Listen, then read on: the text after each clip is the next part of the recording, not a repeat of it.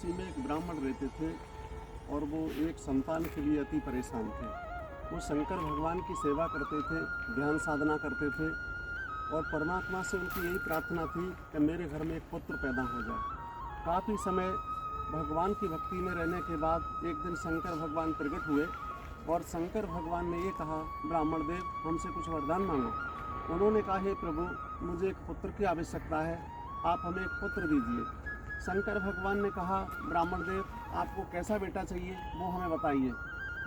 ब्राह्मण देव कहने लगे, महाराज बेटा तो बेटा ही होता है। शंकर भगवान ने कहा, ऐसा नहीं है, बेटा 3 प्रकार के होते हैं। जवाब दिया, प्रभु कैसे? तो शंकर भगवान ने बताया कि एक तो बेटा वो होगा इसकी आयु 15 साल होगी, लेकिन वो बेटा जो आपका होगा वो 15 साल के बाद संसार को छोड़ के चला जाएगा और वो आपको बीच में थोड़ा थोड़ा सुख देता रहेगा। एक बेटा वो होगा जिसकी आयु होगी 50 साल, वो आपको हफ्ता में 1-2 दिन पीट भी दिया करेगा और आपको भोजन की भी कभी नहीं पूछेगा। और एक बेटा वो होगा जिसकी आयु होगी 100 वर्ष, लेकिन 100 वर्ष इसकी आयु होगी, वो आपको बराबर दुखी करके रखेगा, परेशान करके रखेगा, वो जीवन में कभी आपको सुख नहीं पहुंचाएगा। तो जवाब दिया, प्रभु अगर आपकी ऐसी इच्छा है तो मुझे बेटा तो वही दे दो 15 साल वाला, लेकिन मुझे एक रास्ता बता दो कि जो 15 साल वाला बेटा होगा वो 100 साल का कैसे हो, ये मुझे बता दीजिए। शंकर भगवान ने कहा, ठीक है, मैं आपको युक्ति बता रहा हूँ कि जैसे ही आपके घर में पुत्र पैदा होता है 5 साल के बाद उस बच्चे को शिव भक्तों से जोड़ देना। जो व्यक्ति मेरी साधना करते हैं, जो मेरे बारे में अच्छी तरीक़ा से जानते हैं, तो उनके बारे में जोड़ देना, उनसे मिला देना उनके लिए।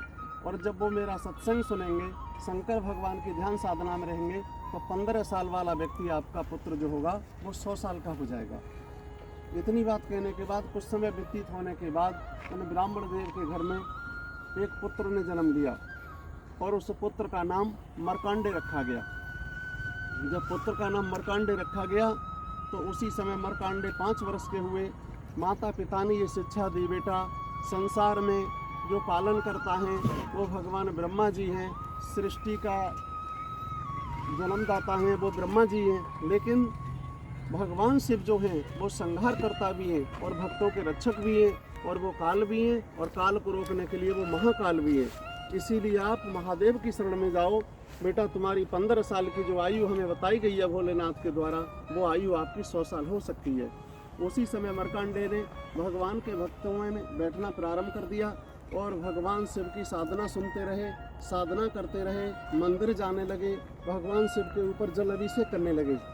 कुछ समय व्यतीत होने के बाद जैसे ही 15 साल की आयु हुई तो समय पूर्ण हुआ।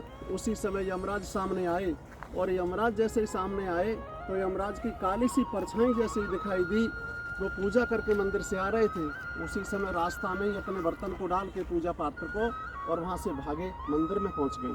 काल की गति सबसे ज़्यादा तेज होती है, यमराज वहीं पहुँच गए और जैसे ही यमराज ने हाथ आगे को बढ़ाया मार्कंडेय जी की ओर, मार्कंडेय जी ने शिवलिंग की ऐसे करके कौरिया भर ली और कौरिया भरने के बाद फिर नहीं माने हैं यमराज जी। उसी समय अपने नेत्रों को बंद करके शिवलिंग के ऊपर जब माथा टेका तो शंकर भगवान ने उसी समय त्रिशूल निकाला और वहीं प्रकट हो गए, यमराज की छाती पर त्रिशूल लगा दिया और जवाब दिया, यमराज अब तक कुछ शर्म कर। जवाब दिया है, प्रभु ये लेख देखो मेरे पास जो लिखा हुआ है ये आपके द्वारा निर्धारित है, आज तक ही इसकी आयु थी, अब मैं क्या करूं? तो शंकर भगवान बोले हैं, यमराज मैं आज के बाद अपना विधान बदल देता हूं।